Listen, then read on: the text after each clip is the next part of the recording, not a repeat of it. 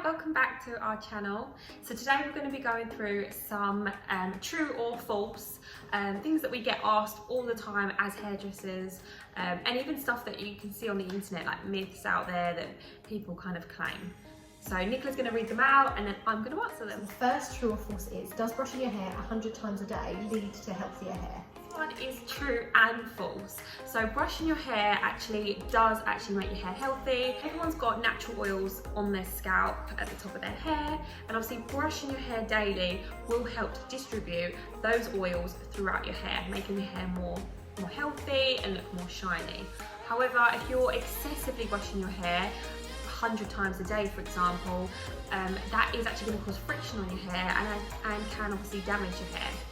Plus, also, depending on what brush you're using, if you're using an old brush with broken bristles, or it's got loads of hair trapped in it, that's not going to be good for your hair either. So make sure you've got a nice, new, clean brush that you're using, and just brush your hair a couple of times a day, but no more than. Does stress turn your hair grey? So this one is false. So it's all down to genetics. Such a mum and dad's fault, basically. Basically, blame your mum and dad, and then their mum and dad, and their mum and dad. The only other thing that can cause obviously grey hair are hormone changes or medication and things like that. But really, it's down to genetics. Okay. Does your hair get used to the shampoo that you're using? Again, this one is sort of true, sort of false. So your hair won't just suddenly not like the shampoo you're using. However, if your hair has changed, so maybe you've gone to a hotter climate, or maybe you've had a lot of colour treatments done to your hair's more damaged, it hasn't been cut for a while, your hair's going to have different needs. So if your hair has changed in some way, then obviously the shampoo that you're using might not be the suitable shampoo for it anymore. So that's why it's designed to obviously have a change of shampoos. Always ask your hairdresser what shampoo you should be using on every visit to your appointment, and that way you'll be using the correct products for whatever condition your hair's in at that time. A cold water rinse will make the hair shinier. This one again is false. So why would you want to splash cold water over your hair? Literally. So the best temperature for washing your hair is just warm water. Overly steamy is not great. It's too hot, obviously you can burn your scalp. But no, cold water doesn't actually make your hair more shiny. The best thing to use is products to make your hair more shiny. Cool. Regular haircuts encourage hair growth. This one is true. So yes, even though obviously hair grows from your scalp, you're thinking, how can cutting your ends make your hair grow?